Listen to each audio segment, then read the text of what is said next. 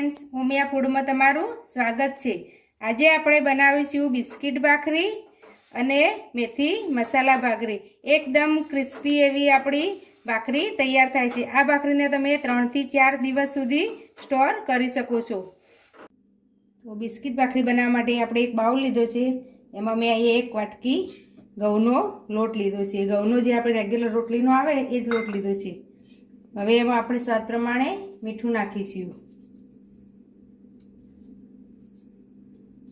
અને આમાં આપણે મોણ માટે 3 ચમચી જેટલું તેલ રેડીશું।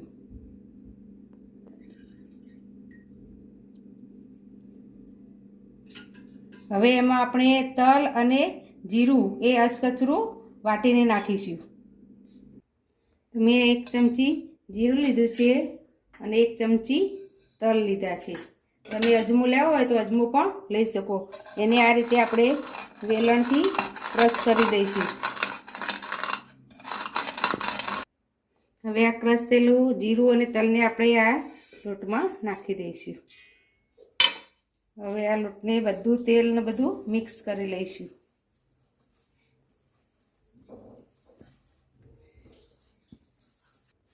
આપણું સરસ મિક્સ થઈ ગયું છે અને આ રીતે આપણે મુઠ્ઠી પડતું મોણ લેવાનું। હવે આપણે થોડું થોડું પાણી રેડી અને કડક લોટ બાંધીશું। એકી હાથે પાણી નહીં રેડી દેવાનું, કારણ કે આપણે લોટ કડક બાંધવાનું છે। આપણો લોટ હવે બંધાઈ ગયો છે। આ રીતનો કડક લોટ બાંધવાનો। હવે એને ઢાંકી અને 10 મિનિટ રહેવા દઈશું। ત્યાં સુધી આપણે હવે મેથીની ભાખરીનો લોટ બાંધીએ। તો મેથીની ભાખરી માટે આપણે મેથીને થોડી સાંતળી લઈશું। એ માટે મેં પેનમાં 1 ચમચી જેટલું તેલ લીધું છે। તેલ ગરમ થાય એટલે એમાં આપણે ચપટી હિંગ નાખીશું અને એમાં આપણે આ 1 નાની વાટકી મેથી લીધી છે, એને સાંતળી લઈશું।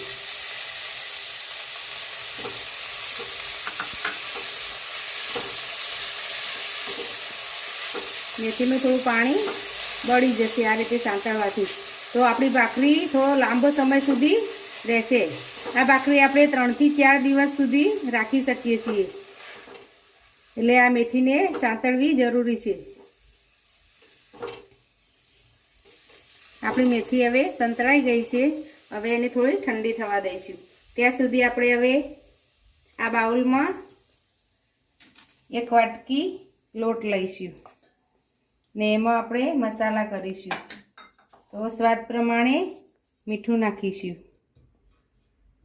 1 ચપટી હળદર નાખીશું અને અડધી ચમચી લાલ મરચું પાવડર નાખીશું, 1 ચમચી ધાણા જીરું પાવડર, 1 ચમચી તલ નાખીશું અને અડધી ચમચી જેટલું જીરું નાખીશું।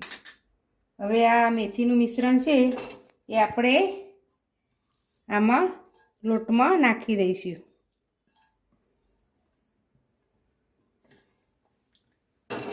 હવે આપણે મોયણ માટે બીજું તેલ રેડીશું। તો બીજું આપણે 2 ચમચી જેટલું તેલ લઈશું, કારણ કે 1 ચમચી તેલ આપણે મેથી સાંતળવા લીધેલું, બધું થઈને કુલ 3 ચમચી જેટલું તેલ લીધું છે। હવે આને આપણે સરસ મિક્સ કરી લઈશું।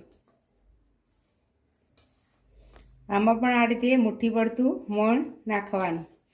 હવે આમાં આપણે થોડું થોડું પાણી રેડી અને કઠણ લોટ આનો પણ બાંધી દઈશું।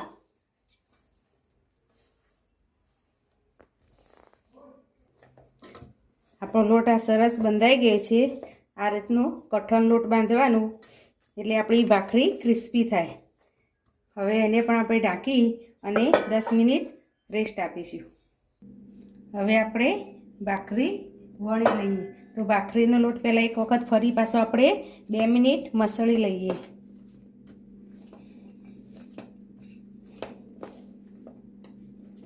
હવે એને આપણે નાનો લુવો લઈ આ રીતે હાથોથી સરસ ગોળ કરી લઈશું।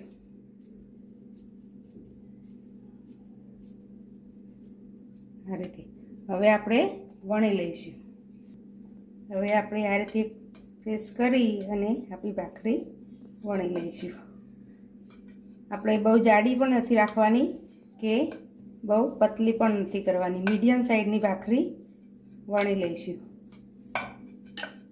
હવે એને આપણે એક ગ્લાસ કે કટર વડે આ રીતે કટ કરી લઈશું તો આપણી બધી ભાખરી એક સમાન બને।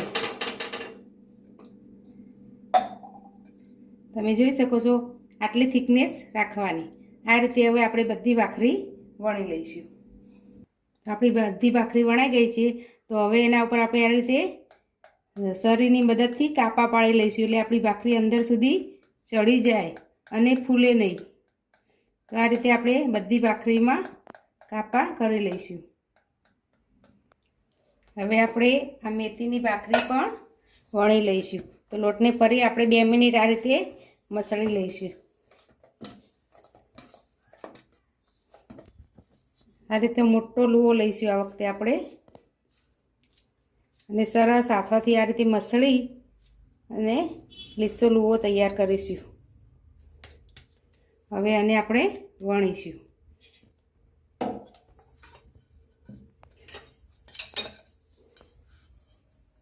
આને પણ પેલી ભાખરી જે વણી એટલી જ જાડી રાખવાની।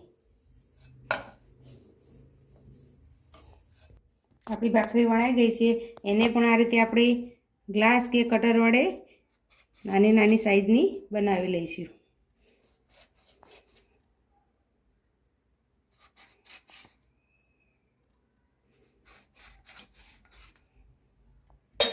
હવે એમાં પણ આપણે આ રીતે સરીથી કાપા પાડી લઈશું।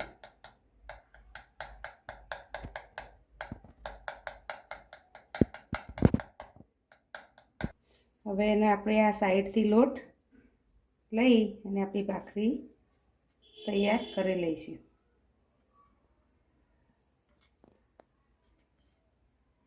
હવે આપણે ભાખરી શેકી લઈશું। તેમાં ગેસ પર એક પેન મૂકી દીધી છે, એમાં આપણે થોડું ઘી નાખી દઈશું।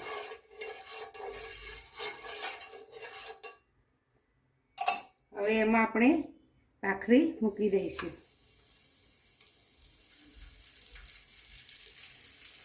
ભાખરી નાની છે એટલે તમે જેટલી આવે એમાં ભાખરી એટલી મૂકી દેવાની।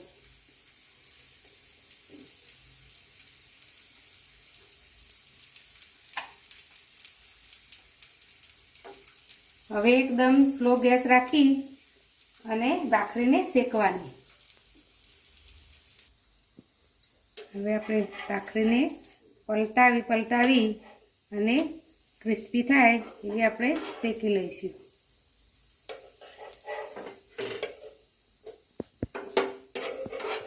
હવે આવા લાકડાના રટ્ટા વડે ભાખરીને આ રીતે દબાવી અને સરસ ક્રિસ્પી થાય એવી આપણે શેકી લઈશું। ગેસ એકદમ ધીમો જ રાખવાનો અને આ રીતે પલટાવી જવાની અને શેકી જવાની।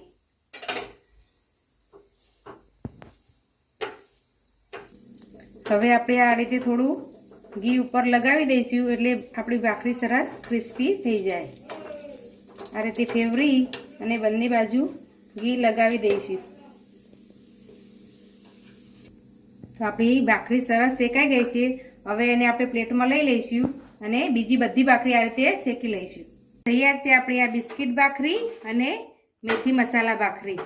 તો એકદમ ક્રિસ્પી એવી આપણી ભાખરી તૈયાર થઈ ગઈ છે અને એક વખતની ભાખરી ચડતા મારે 7 થી 8 મિનિટ લાગી છે। તો જો તમને મારી રેસીપી ગમે તો મારા વિડીયોને લાઈક, શેર અને મારી ચેનલને સબસ્ક્રાઈબ જરૂર કરશો। ફરી મળીશું નવા વિડીયો સાથે। ધન્યવાદ।